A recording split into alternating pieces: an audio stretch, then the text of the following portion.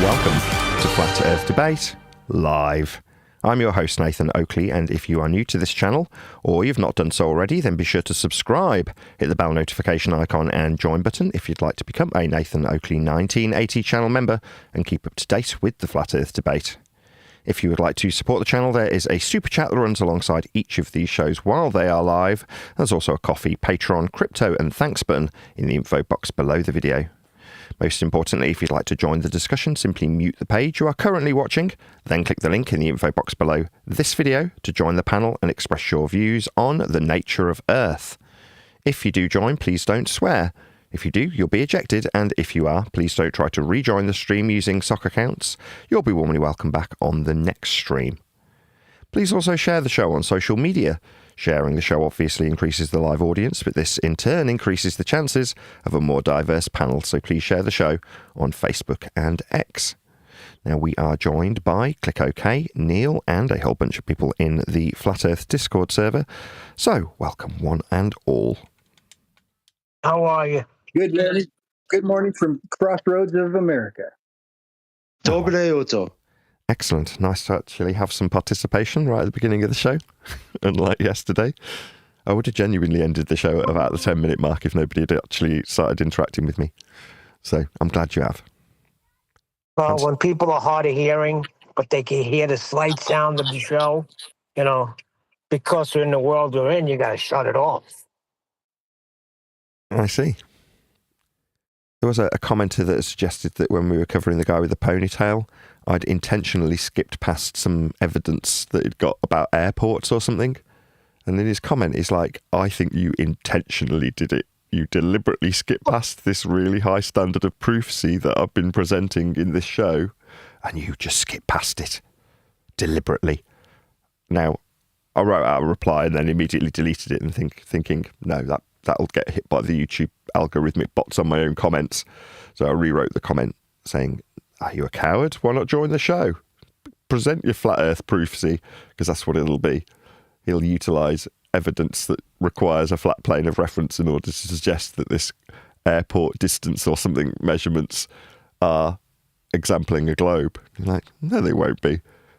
I didn't say this in the comment, but it'll be, 30 seconds, a minute before a standard that's claimed to prove a globe will utilise a flat earth prerequisite. They always do.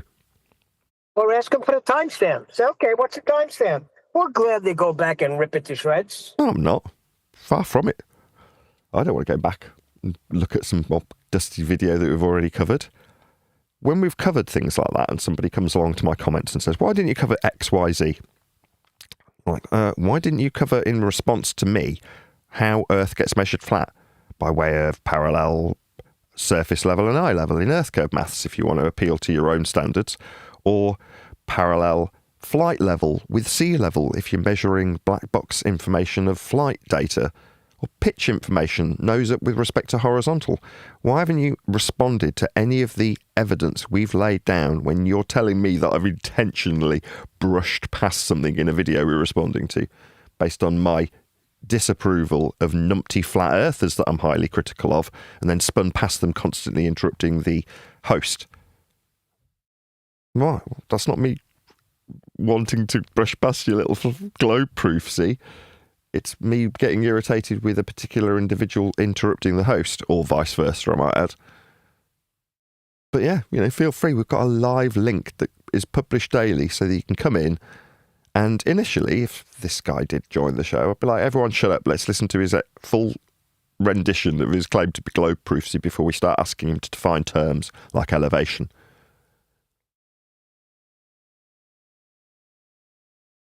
Normally, hey Nathan, hey Neil, hey everyone. Hey, Brian. Normally, what they do is, in their own minds, they're thinking that on a globe, plane is going to do X, Y, or Z thing. Now, and they'll have it all mathematically worked out that from this airport to this airport, the airplane does this, this, and this, and this. And what they'll be doing is completely removing what's going on in their mind from reality, from what the plane actually does. But it's somehow, I honestly don't know how they do this. I honestly don't.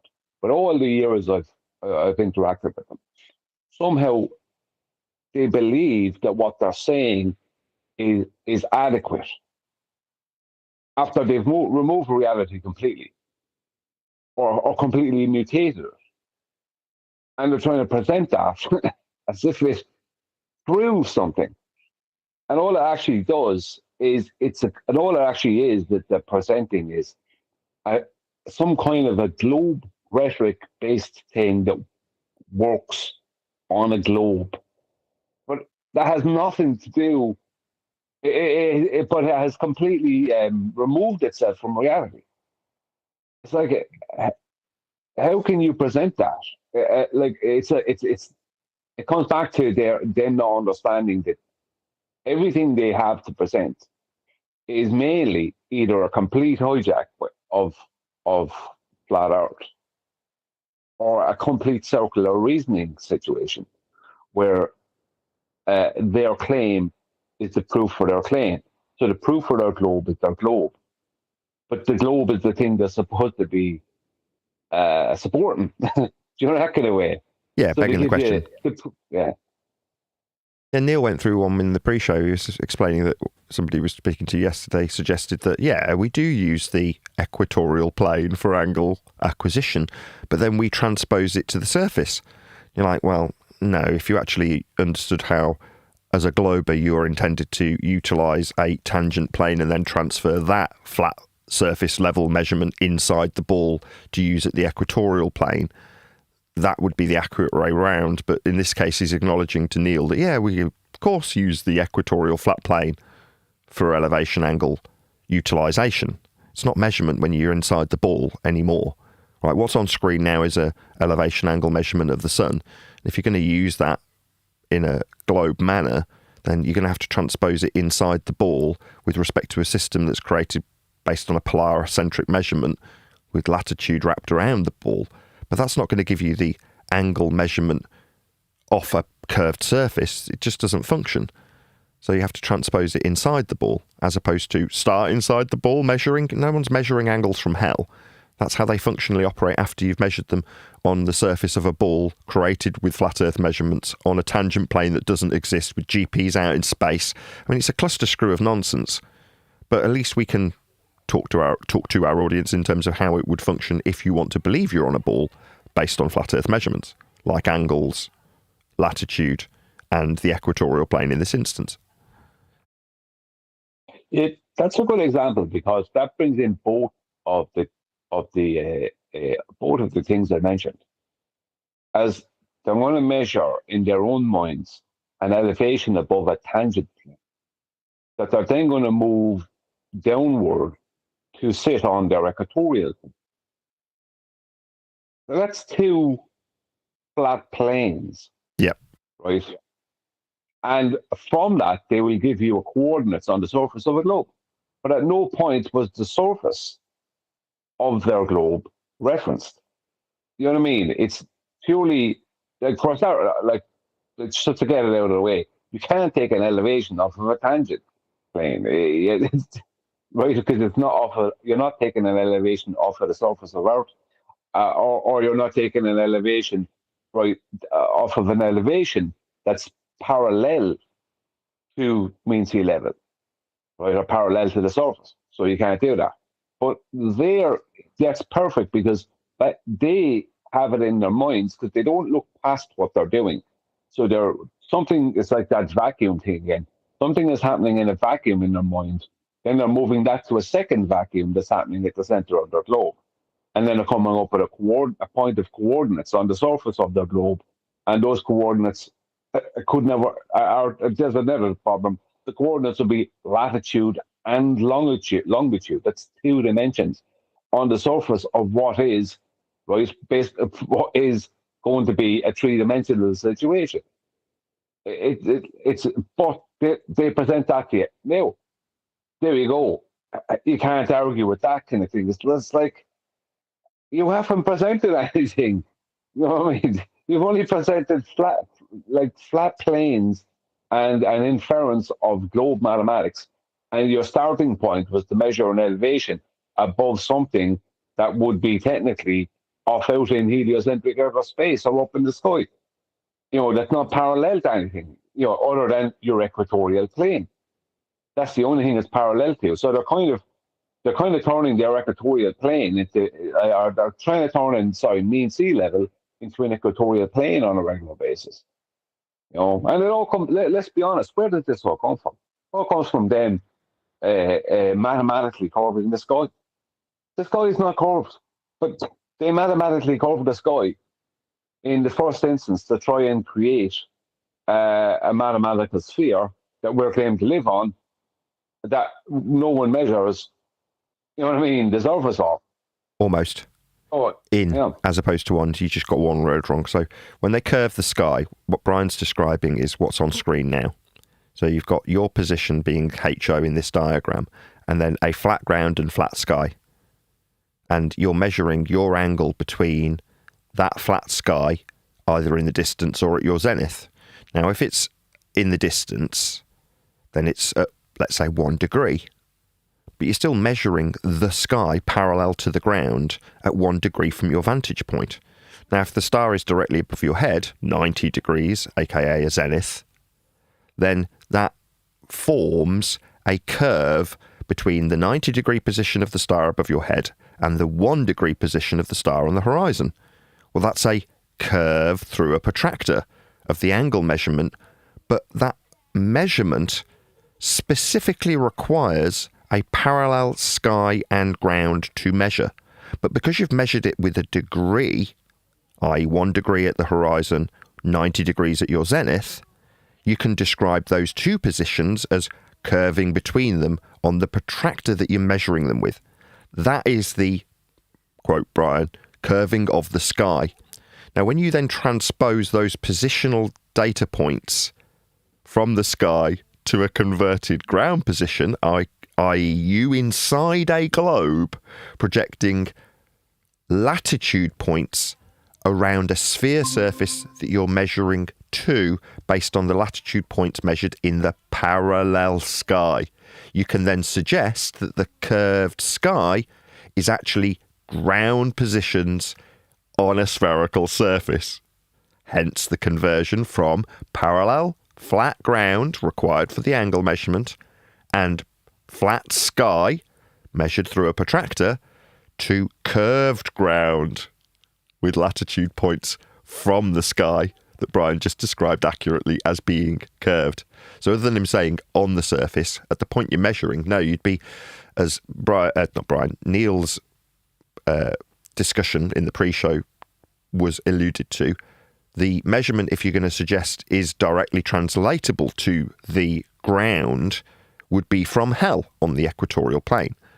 Now, in reality, that makes no sense. You can't measure from the ground inside hell, so you have to already have in existence that system that I just described to then plonk a flat plane tangential to it, and then after you've measured a flat surface level with an angle to the stars, transpose it back inside the globe that you've created by bending the sky and calling it the ground with latitude points curving around your position from the equatorial plane.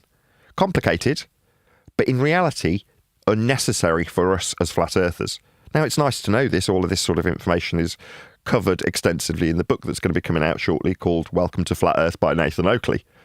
But that book will give you the long-winded version of how sphericity has been inferred by way of flat Earth, prerequisite, parallel sky and ground measurement.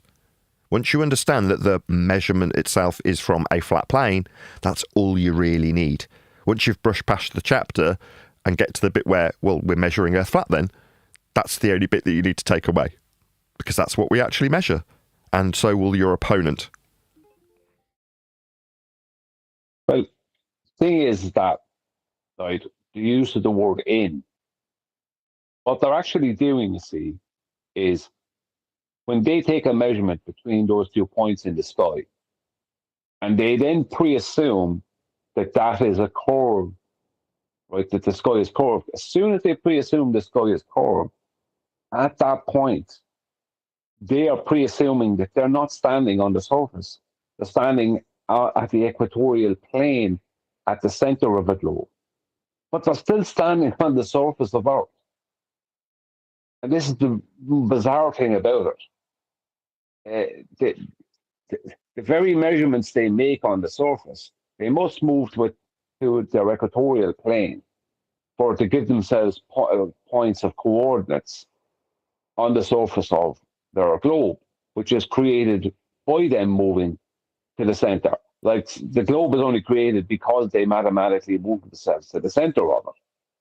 So they have two mathematical domes around them.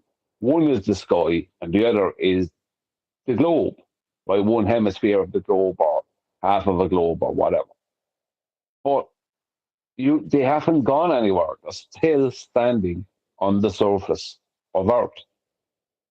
You know what I mean? And their starting point is an elevation above a tangent plane, which is mathematically impossible.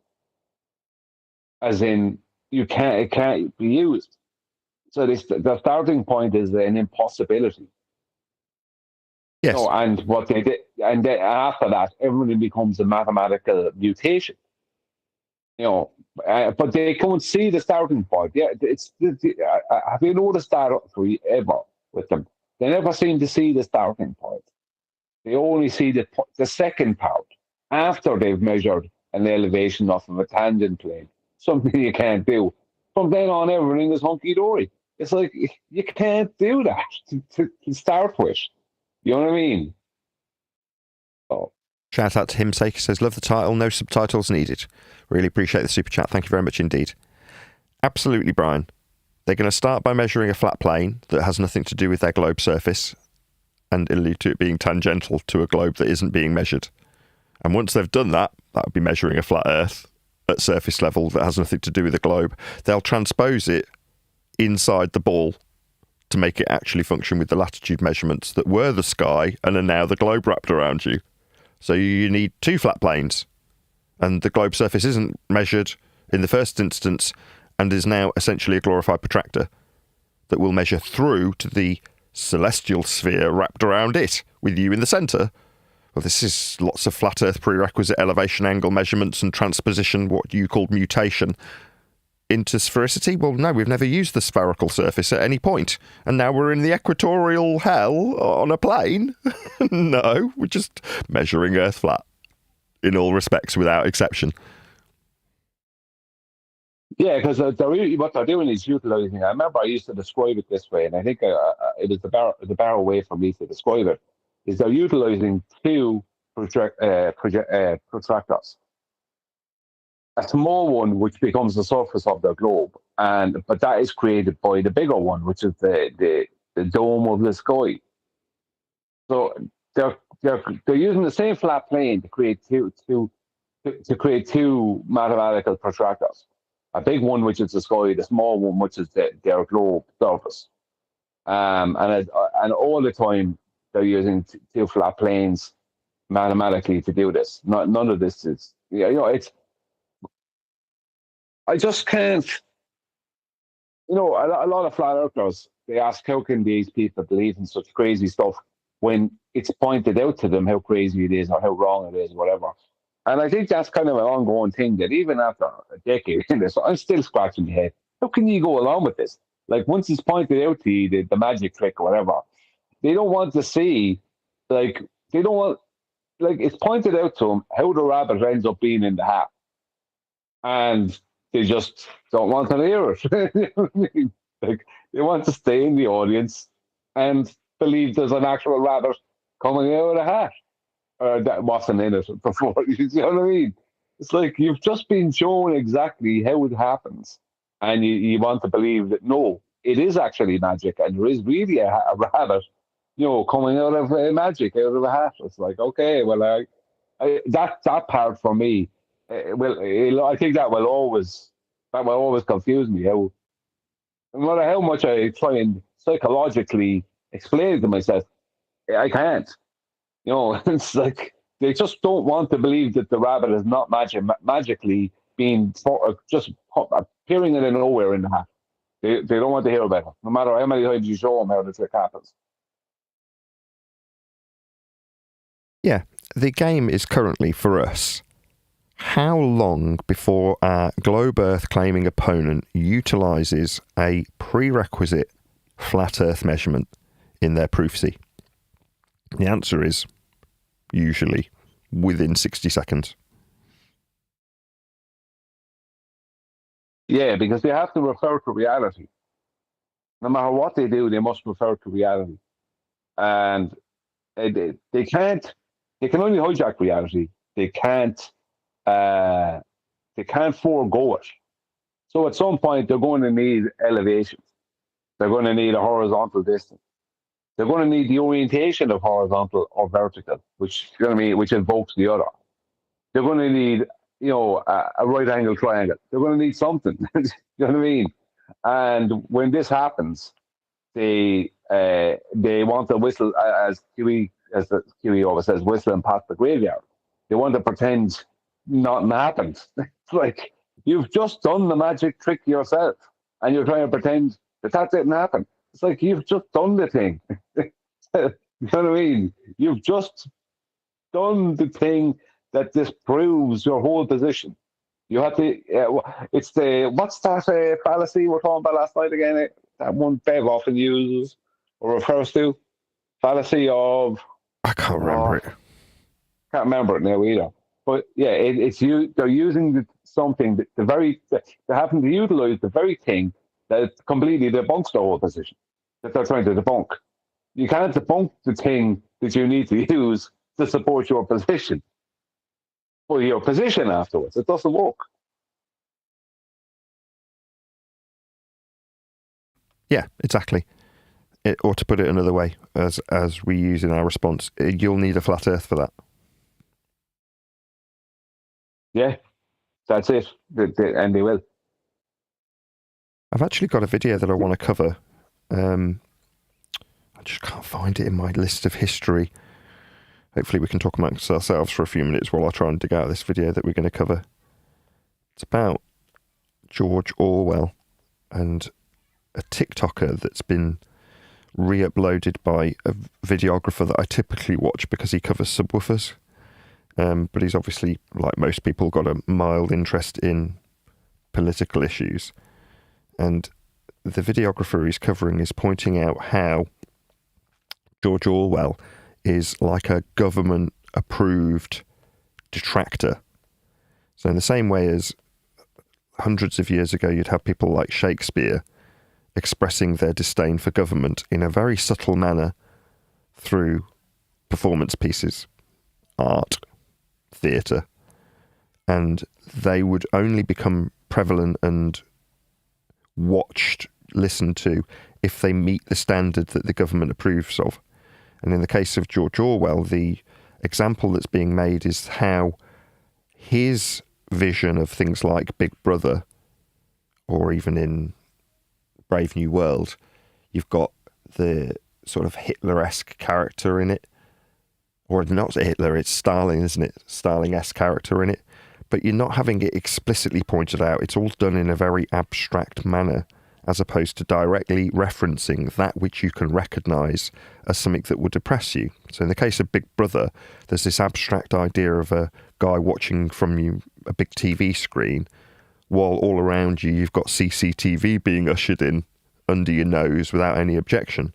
So it's always put into sort of an abstract way, and the general public will perceive someone like Orwell as a bit of a hero, when in reality he's very much government-based, government-funded and government-approved, and his narratives will come out at specific strategic times that are beneficial to the government that's controlling you, while the concepts that you're being or having explained to you are done in such an abstract manner that you never link it to the actual oppression that you're suffering. So just clever. And I'd never thought about it in that way, because you sort of take on board what things like 1984 point out to you, and then for an audience it's very good for us to draw those connections on behalf of the audience, but we're drawing those connections as opposed to Orwell making them explicit in the story. So then you've got to start asking yourself, well, why didn't he make it explicit in the story? Well, because then it's explicit and people might start rising up and threatening the system, that the entire point of having things like 1984 are to give a perception that the public can cry out against certain tyranny, when in reality they're just the same old controlled opposition narratives that you've always heard, dressed up in a subtle manner so that you don't really notice what it's alluding to. I just can't find the It's video. it's actually it's actually cathartic for the population. It helps them accept that which is presented to them, and they can look at it, in the case of Orwell, and say, well, it's not exactly like that now, so that must be in the future. We've got it pretty good. We don't really have a ministry of truth. It's putting things down the memory hole.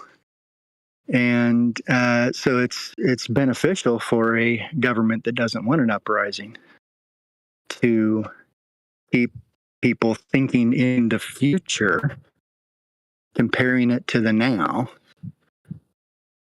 In a way, that's actually, come to think of it, it's just like space. You know, we're thinking of the future. Hey, we're going to go to the moon. We're going to go to Mars. We're always thinking of the future. And that's not reachable yet. And so we don't mind the fact that it's never going to be reachable and never has been. Keep the people thinking that it's not so bad now. We're not even at Orwell's stage yet. 1984 is past and we don't have memory holes like he talked about, but we do. It's a way to keep the people complacent and the majority in catharsis. Right, I found it. Now, I can't actually credit the original videographer because the videographer that's re-uploaded this is, as I say, a channel I'm subscribed to because I like the fact he talks about subwoofers. So Patrick, the videographer, I really like this guy. I actually said in one of the previous re-ups of this particular lady's video from TikTok by him that based on him republishing it, I can get a vague idea of his general demeanour towards state and government and things of that nature, right? I got a vague idea and I'm like, I'd like to talk to you about these things because typically he's just talking about subwoofers. I'm like, oh no, this is right up my alley. Now, the previous video that he republished when I suggested that to him was about the fire of London and the Great Reset, right? And she goes through it, not him. But he's obviously come across this video and then gone, oh no, I really like this, and then I'll republish it. So unfortunately, I can't actually pass on the original videographer, but I will share Patrick's re-up from Robot Underground. Now, he's pretty foul-mouthed and lewd and crude like me in many respects, so he's not going to be for everyone, but it would be nice if you did actually pass him on some love and go and subscribe to him. If you're in the slightest bit interested in audio, he is exemplary in terms of his audio understanding, and he's self-taught, he knows what he's talking about, and sort of debunks a lot of myths that people will go along with that entice them to spend more money than they may necessarily need to. And I like the fact that he does that. He's pointing out that you don't need to spend a great deal of money on audio equipment. But obviously this isn't related to audio in this instance. This is something completely different. But I would like to find out if somebody can, while this is playing out, find out who the original videographer is so I can credit her as opposed to Patrick. And the channel that Patrick runs is Robot Underground. As I say, it's mostly subwoofers, so if that's not your thing, obviously I understand that's what he does for a living and that's what he's going to be talking about most of the time, audio in general. Not just car audio, but that's predominantly what he does. So there we go. We will cover this, but because it's not his video, I don't want her to take the hump with me and, you know, potentially strike my video. So we will pause this frequently as we go through to make that's interesting comments, just so it doesn't necessarily get a strike. I don't know who she is. I don't know what her temperament's like. Having a flat earther cover your video might not be up her street. But it would be nice to credit her and send some love her way on TikTok if we can find out who the hell she is. But in the meantime, we're going to go through this. Go ahead. I want to say, just before we get started on the video, The ministry for truth, that is in full effect at present time. Like that, what was said there earlier about it was exactly where I was going. Is that they create a now that you don't realize is when the thing is happening. You think it's coming in the future. It's happening right now. For instance, Israel is buying up legacy and social media platforms to be their own ministry for truth. Do you know what I mean? It's pure propaganda and PR. And it's just like, that's what the ministry for truth is. No, this is the truth. This is the truth. Whatever, anything, no, this is the truth. You know what I mean? And it's like, that's what it is. And it's going to be pure PR, regardless of who does it. Doesn't matter if it's Israel or anyone else. Anyone who's doing that, they are part of, or they're their own ministry for truth. And that is exactly what's happening at present. Right. But people are of the opinion it's coming down the road. But it's here already, you know what I mean? We're in it, kind of thing. Yeah, exactly. Well, in this particular video, she points out that Brave New World was obviously written and then churned out as a movie at the expense of the government. They paid for it. Now you go, really? And then you think, when did I see Brave New World? Oh, yeah. It was right at the end of my primary school education. So I was privately educated in secondary education, but when I was in primary school education, it was just your average Church of England school. And one of the last things they did before we moved on to secondary education was play us Brave New World. So we sat through it in the assembly hall as a class. And I remember thinking, oh, this is quite cute, for about 3 minutes. And then afterwards you're like, why were we played that? Why? That makes no sense that we'd be played it. Well, it makes perfect sense. And hopefully this video will allude to that. Please interrupt, because as I say, I don't want to get copyright strikes. Okay, so Robot Underground re-up of this particular lady whose name I don't know. Problem. People notice when they're being crushed. You can rule by fear alone, but it usually breeds revolt. The British Empire figured out soft power.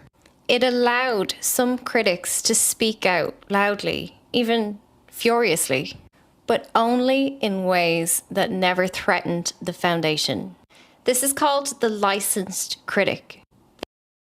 This is the main theme that she's going through about Orwell. Orwell is in this regard the licensed critic, in case you hadn't figured that out already. Their role is to absorb public anger and turn it into novels and plays.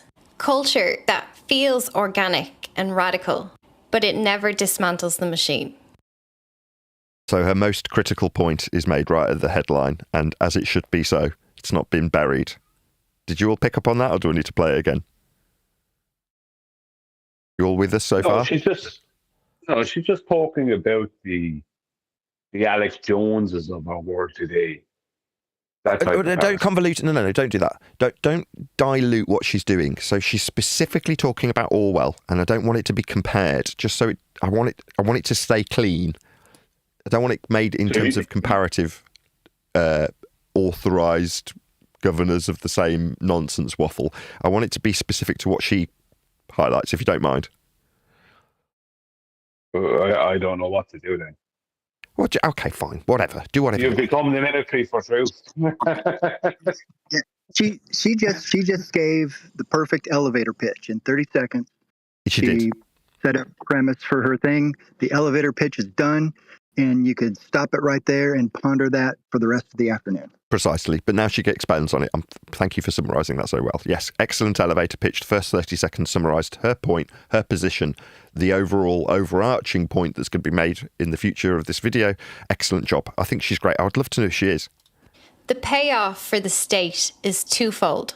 Britain looks like the land of the free. They can say, look, even our harshest critics get celebrated. The second advantage is that people learn to recognize injustice only in soft, abstract, safe ways. You feel validated and heard that somebody is saying what you think, but they will never organize against the real levers of power. Everybody will agree. I'm sure there's plenty of people here who feel like they can relate to Orwell, especially with 1984, and then absorb it like it's your own. Like your expression is his expression. This is great. This tactic is centuries old. You can see it in the way Charles Dickens writes about poverty, but never capitalism, or how Rupert Kipling criticised the empire's burden while glorifying its civilizing mission. By the 20th century, the licensed critic was systemised. The core imperial structure of the British Empire was its wartime propaganda units, the Information Research Department, and the BBC. This is George Orwell. Real name, Eric Arthur Blair. Does anybody know that? That is a I do remember BBC hearing- microphone. Sorry, go ahead. I'm just saying I do remember hearing I did that George, his real name before, but couldn't remember. He was a licensed critic. He is sold to us as the man who spoke truth to power.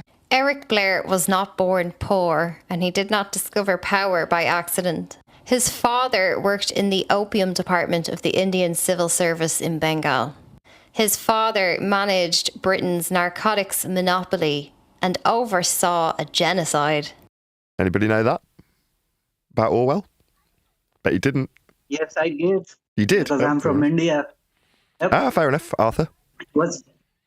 He was born in Bihar, Motihari, Bihar in India, and he spent time in Mumbai during his childhood before shifting to the UK.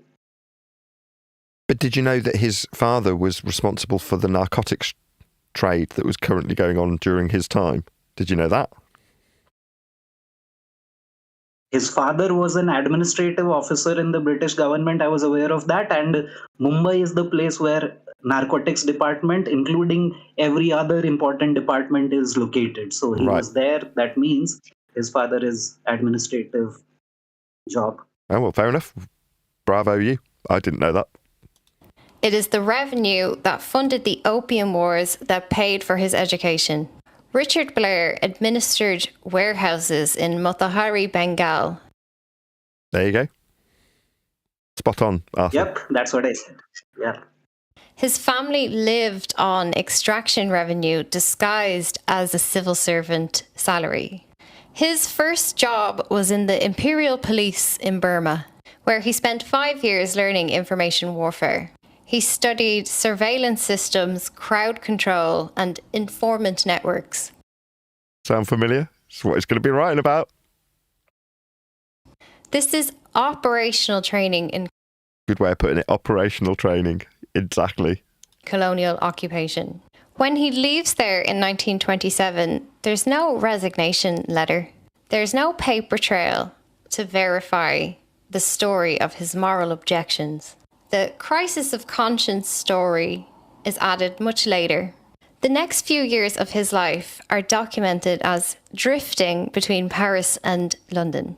He writes his book Down and Out, but fails to mention that his entire time adrift, he maintains his familial safety nets. At best, this was poverty tourism, but really it's credential building. You ever heard that saying? I've never heard that. Poverty tourism. It's a new one on me. Every down and out experience Yeah, I that know he that. Okay. That's a new one on me. has later There's another become term. Good. There's another term I've heard in the US. It's like a ghetto tourism, where people try to familiarize themselves with the ghettos, but they always have a safety net, a house to go back to in the hills. That's not the ghetto, kind of thing.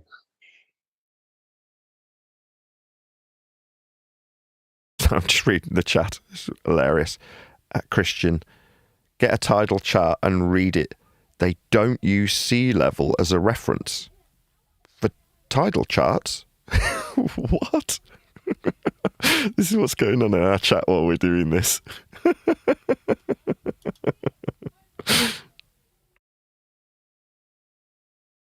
marketable, publishable material. And by 1941, he moves into the BBC. The BBC Eastern Service was the Ministry of Information's Cultural Warfare Division. What, otherwise known as the Ministry of Truth? It's programming that was aimed at colonised populations during the war. His job is to keep India loyal through cultural broadcasts. Each stage of his life embeds him deeper into the empire's machinery. From opium revenue to colonial policing to wartime propaganda. So far, so good, right? I just want to get a general round robin of people's opinions so far in terms of what I'm presenting here. Am I on the money? Is everybody enjoying this? Are you all widening your eyes slightly to Orwell or not? Don't all go at once. Well, I didn't read. I'll be honest with you, I'm enjoying it, but I didn't need it. You didn't need this. What I mean is that I didn't hold Orwell up as a hero, and it doesn't matter to me if he was paid opposition or if he came from a wealthy background. All that matters is that whatever he said, whether it had truth to it or not. And if you know what I mean. But I don't know how to explain it. I just, I'm enjoying it, but I'm not. Yeah, I liked He was it. very good at what I he just did. realized that I perpetually get. Go ahead, Vaxon. Sorry, bro. No, I'm just dumb. I perpetually get Orson Welles and George Orwell mixed up. I just realized that just now. Orson Welles is Citizen Kane. George Orwell's 1984 and Brave New World. Right. Yeah, so that's just me. But no, it's fun. I'm enjoying it. This is not a rebel's journey. This is institutional grooming. By 1945, Animal Farm is published. He had written it between 1943 and 1944, but publishers held off because Russia was helping them fight Germany. The timing of the publication of Animal Farm aligns exactly with British strategic needs, just as Stalin was being switched from ally to enemy. The Information Research Department. I'm, by the way, confusing Brave New World with Animal Farm. I meant Animal Farm. Which is Britain's longest-running covert operation, immediately weaponizes Animal Farm. They secure translation rights in Chinese, French, Italian, Spanish, German, and the book comes out in August 1945, just after Hiroshima. And the CIA puts down £179,000 to turn the book into a movie. Anybody knew that? Who knew that? Nobody. Orwell never promoted his own books. The state apparatus did that for him because his messaging aligned perfectly with British and American strategic needs. Notice what both... Has anybody ever heard it phrased in that way? Who would ever believe that it could be phrased that way? Talking about... Let's get it right this time. Is it Aldous Huxley that wrote Brave New World? Me mixing him up while you're saying that you're mixing up Orwell with... I thought so. Anyway. I thought you had that mixed up. In any event, who would have ever suggested that the release and publication of things like 1984 would align with government needs? Who would have ever phrased it that way? This was the most eye-opening bit for me, that's all.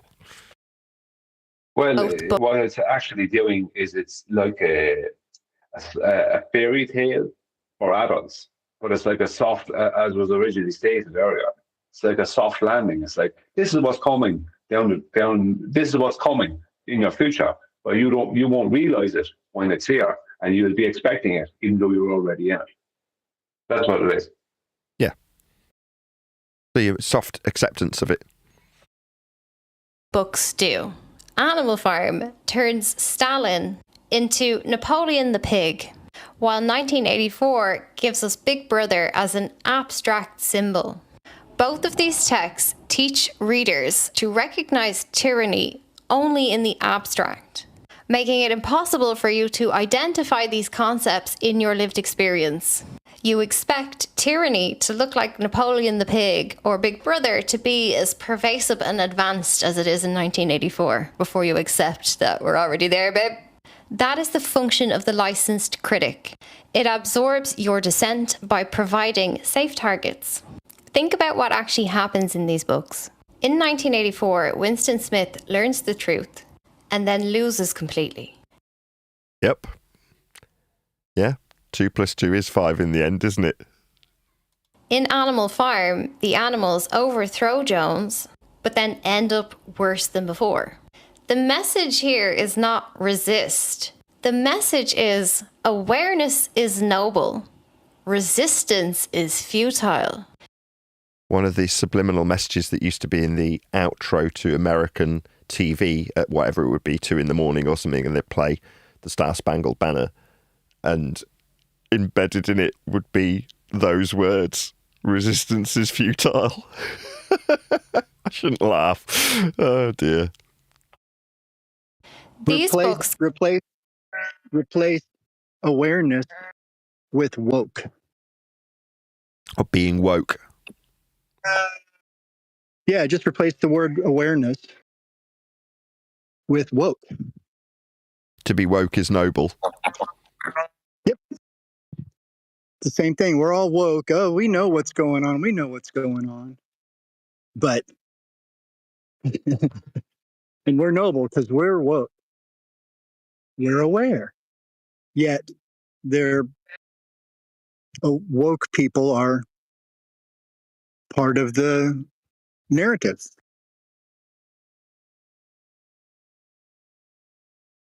Shout out to Unitox Femu, who says the important thing is what we do now in 1985.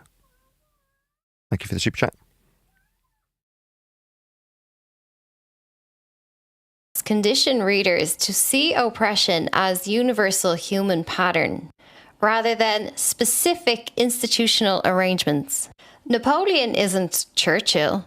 Big Brother isn't MI5. Room 101 isn't Whitehall. The text universalized tyranny.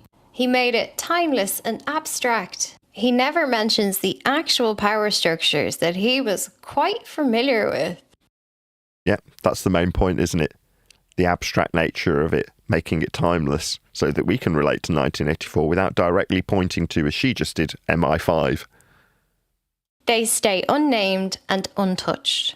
Meanwhile, in 1949, he handed Celia Kirwan from the IRD a list of 86 writers he deemed as unsuitable propagandists. One of them he flags as Charlie Chaplin. This is active collaboration with the state's cultural filtering mechanism. What do we have today? Oh, well, we have it blamed on an algorithm. Oh, it's not the suppression of information through human means. A little computer suppressed you. It was an algorithmic suppression. That's what we all chant here. It's nonsense, though, isn't it? We don't hit the approved list. These books don't threaten British institutions. They target Soviet systems while teaching Western populations that surveillance equals protection. Yeah, there it is. And that it's a hopeless and futile endeavour to try and resist.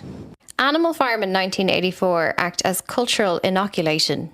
They're designed to teach you to look for an Orwellian aesthetic while keeping you totally blind to the operational surveillance already expanding around you.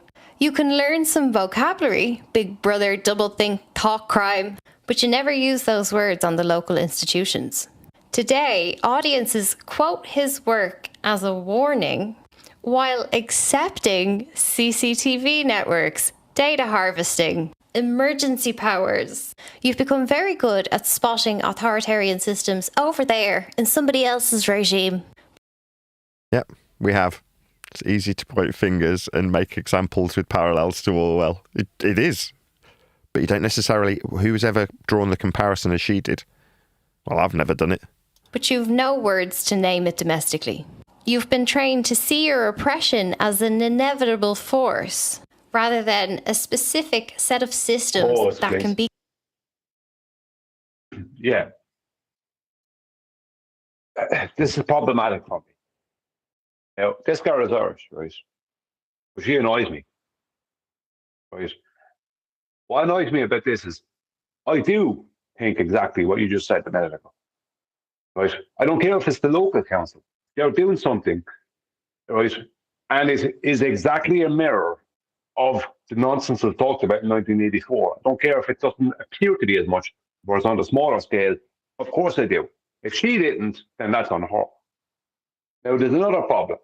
This annoys me. This does annoy me. People are always wanting to rebel against the structures, right? The structures that hold us down and all this other stuff. And yes, they do use their power against us. But why do we accept their power?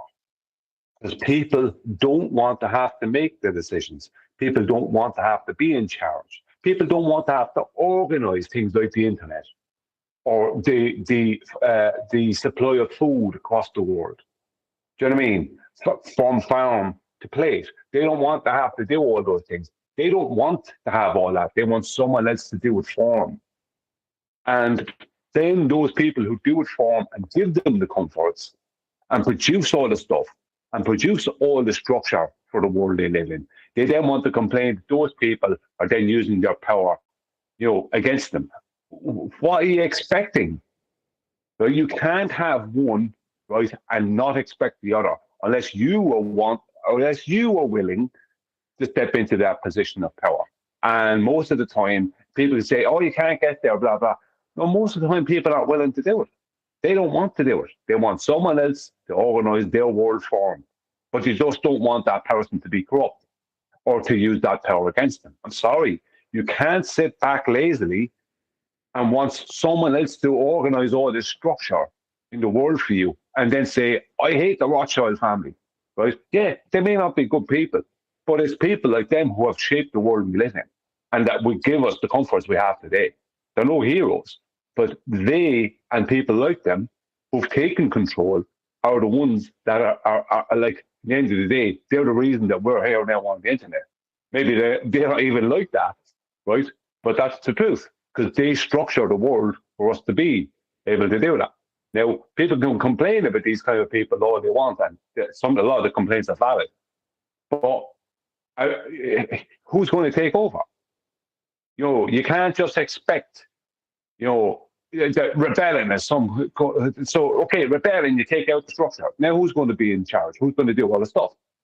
Who's going to make those decisions that no one wants to make? Sometimes psychopaths are needed to make decisions because the world is full of psychopaths. I mean? Not really. I don't know. There's a lot of decisions that have to be made in the world and have been made over time. And people with too much conscience, they're not always the right people to make them. As is just been highlighted by Divergent Droid in the chat, please let Patrick know at Robot Underground, which is the name of the channel that's republished this Irish lady's video. At Nathan Oakley 1980 sent me with a polite comment. Now, I'd really like to chat with Patrick at some point. Hopefully we can get his attention, just because I like audio, and having a crossover with somebody who's also into audio and has a political bias in this regard is something I'd definitely enjoy chatting with him personally about. So let him know at Nathan Oakley 1980 sent me with a polite comment that doesn't immediately get removed by the YouTube algorithmic bots. I can just hear myself saying it. Anyway, we'll just listen to the end of this video. Be confronted. Orwell was never silenced. He was amplified precisely because his life and work made him useful. His critique never threatened financial networks, the intelligence apparatus, or extraction capitalism. In reality, his work provides moral cover to the state while conditioning populations to accept expanded control. Perfect. Yeah, so once again, let Patrick know at Nathan Oakley 1980 sent me with a polite comment. There is a link to Robot Underground going by in the live stream chat as we speak. Obviously, Brian's been pretty vocal about it, but has anybody else got any comments that they wanted to make about that particular video before we continue with our usual scheduled programming?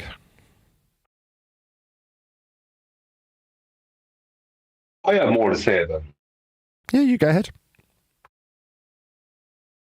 If you could just give me a J on that last statement you made, please. Precisely because his life and work made him useful. His critique never threatened financial networks, the intelligence apparatus, or extraction capitalism. In reality, his work provides moral cover to the state while conditioning populations to accept expanded control. Yeah, what I hear there is from this lady is, we've got a problem now. We've got a problem now. This thing is a problem, right? You try and present to her the problem of the globe. And she'll tell you, that's not important. What's important is this thing. And that same person will tell you when that important thing she's talking about now, when that thing has been solved and there'll be some other important thing, and she won't want to hear about the globe and its influences over the psyche of the world and what that belief has done, that religious belief. She won't want to hear about any of that. She'll have another thing that's really important right now. As far as I'm concerned, she is the problem. Oh, what? As much as Orwell or anyone else. Yeah, her and people like her, because they're interested in the problem today instead of dealing with, like, there's a bigger overarching problem that the problem you're going to talk about in 2 years' time will be different than the problem you're talking about today, and the one in 5 years' time will be different from that. But the background problem is still there. The thing the people like her would say isn't important, or you know what I mean? Don't see the importance of it, when that is the biggest problem. So she would annoy me, to be honest with you.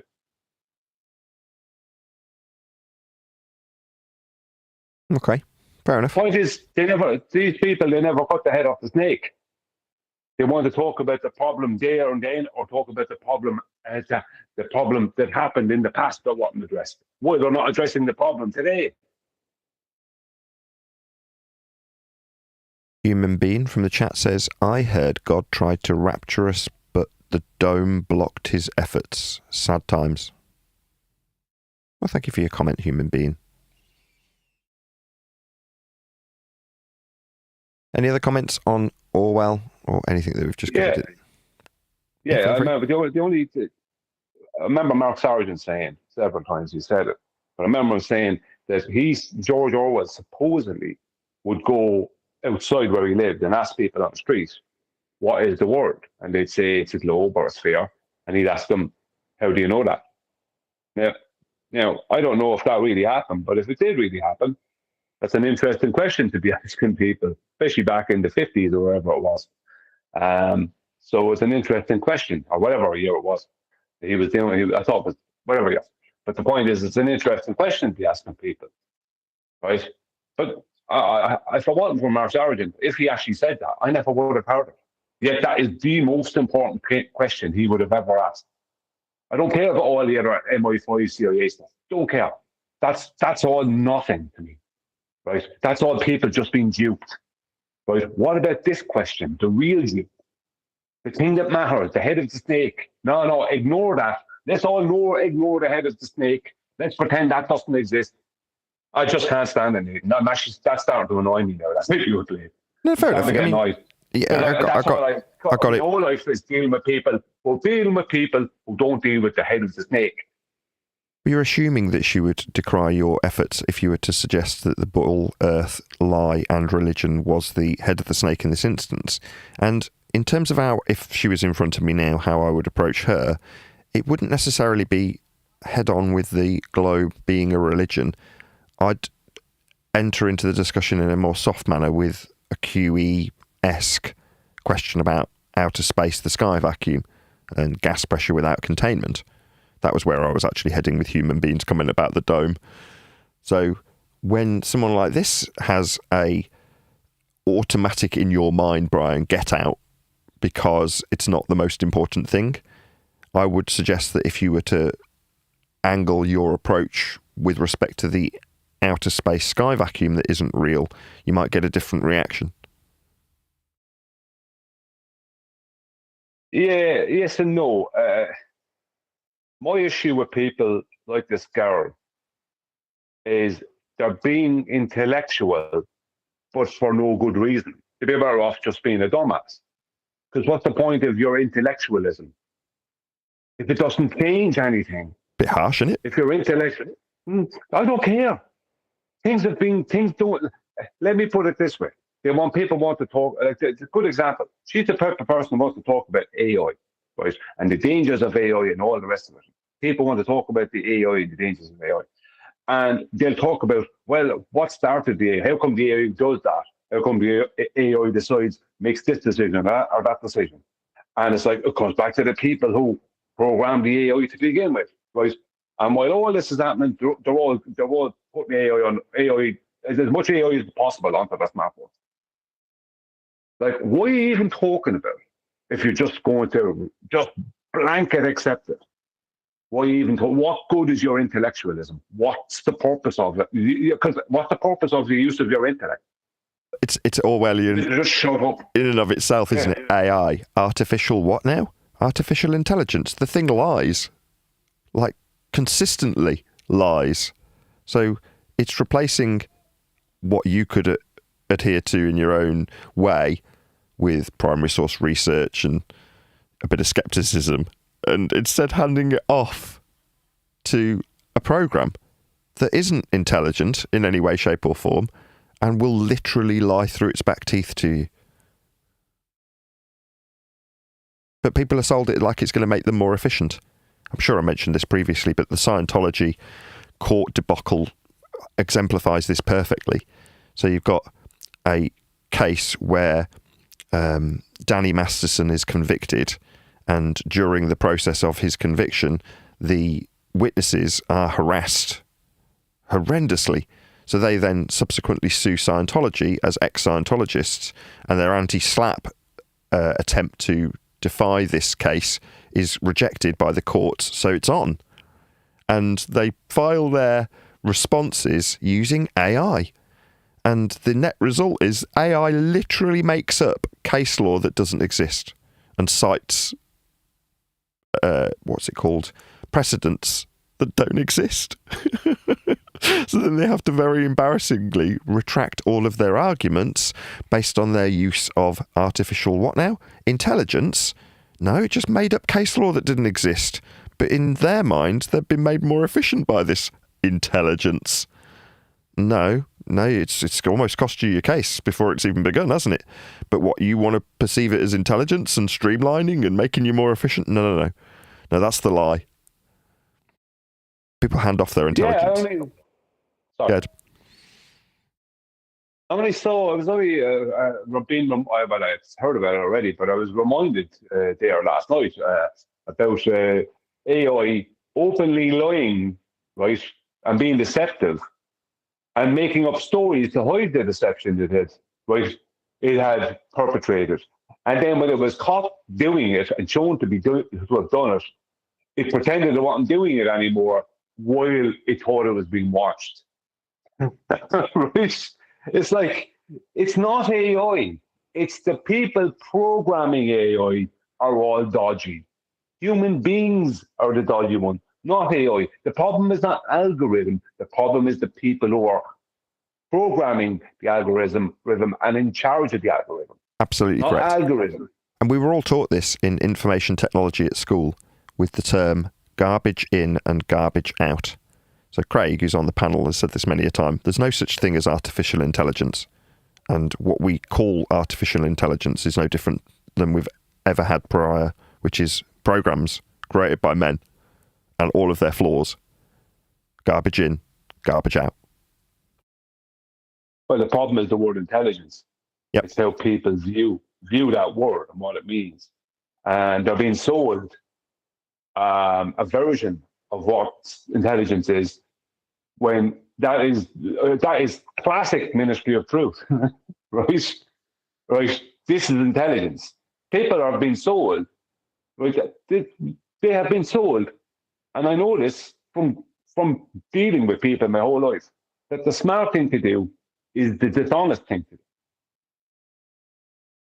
People, they've never stopped trying to swindle each other.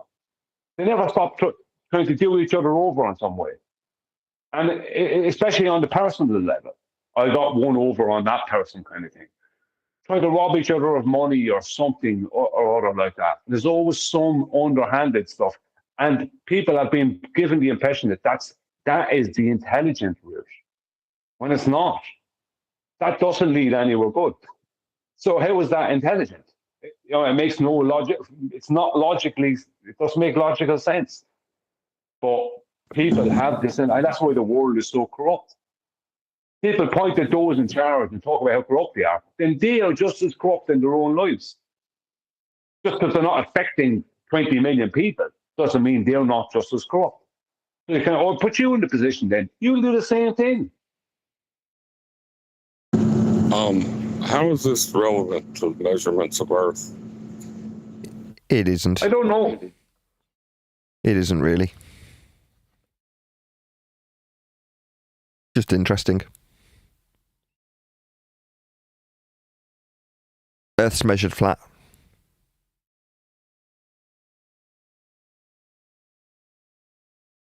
Speaking of which, anybody from Discord want to argue the toss in that regard? Feel free. Now's your chance.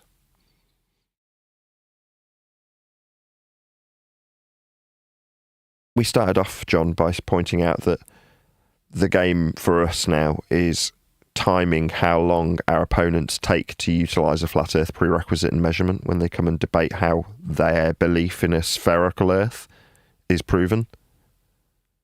I would suggest that within 60 seconds, each and every one of them will utilise something that requires a flat plane.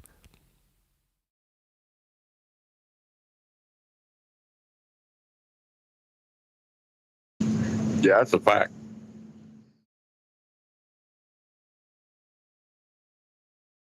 Remember, Nathan, I was speaking earlier about the world sometimes needs psychopaths. Sometimes people need them. They need that person who's willing to do the thing, to pull the trigger or do the thing. They need that person because they can't do it. Sometimes they need it to do something like that, to solve a problem. You need someone who's willing to do those things. They're the people that, they're like maybe the some of the military types or whatever, who end up, a lot of these people who end up doing this extreme military stuff, they end up doing such bad stuff that it eventually drives them mad. And a lot of them end up, God knows, in what position. But at the time, they were needed by those that they represented to do what they did. Often the time. You can look at someone like the Taliban, right? Oh, they're all crazy, they're mad, whatever, right? But to deal with the forces they were dealing with and have dealt with, like the USSR, Russia, like America, all this, right?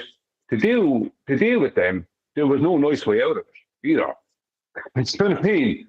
It's like, so people can point fingers at a group like the Taliban, and okay, they might have some beliefs in that don't align, and I agree that some of their practices may not be good, but like, how else are you going to deal with Russia and America?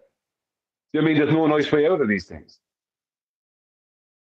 But people forget that. So we all know Brian is very much in support of psychopaths running the world by the sounds of things. No, I could use something more close to home. I'm just not using the example more close to home. The point I'm making is, like, there's always, what about in your own British army? There's going to be times when there's people in your British military or your British military, right, who have to do things. I'm not talking about large scale things, but they have to kill someone or do something. The real world James Bond types that actually exist, who have to do something that isn't nice to do, and that will stay with them after they do it. But someone has to do this thing. You have to kill that dictator or do whatever, and it's like everyone's like, will cheer it on if they knew about it. But in the end of the day, it's like most people won't do that thing. Most people won't pull that trigger.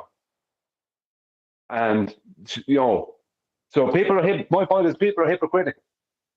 They want stuff done, but they don't want to have to do the thing that you have to do to get it done.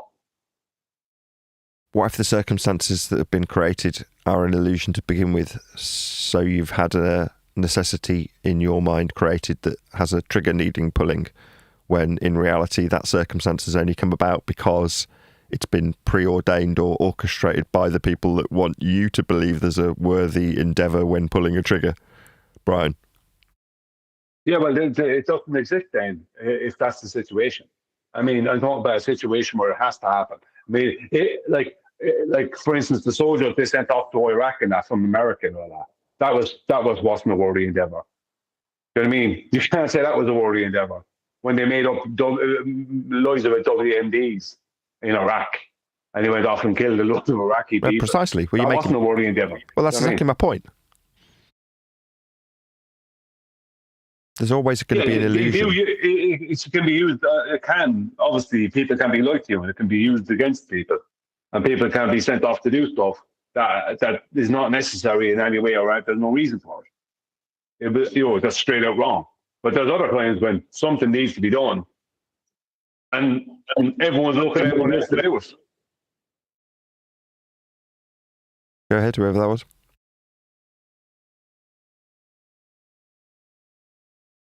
Someone trying to get a word in through Brian? Clearly not. Right, I've got a couple of choices. I can either stay live for another 10 minutes and see if any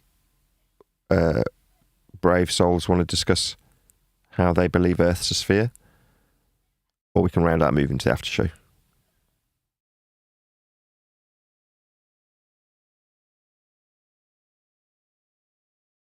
I'm going to go by that silence that nobody wants to actually debate the subject. So with that, I'm going to say, if you are watching this on either Nathan Oakley 1980 or Nathan Oakley Premiering Streams, then stay tuned, as there will be an after show to follow. Unfortunately, though, if you are watching this live, this is where we bid you farewell. So another massive thank you to all of you who liked, commented, shared, subscribed, joined as a Nathan Oakley 1980 channel member, and all that good stuff. Obviously, a massive thank you to Discord and G+ for making today's live show possible. I've been Nathan Oakley, and I will see you all in the next video.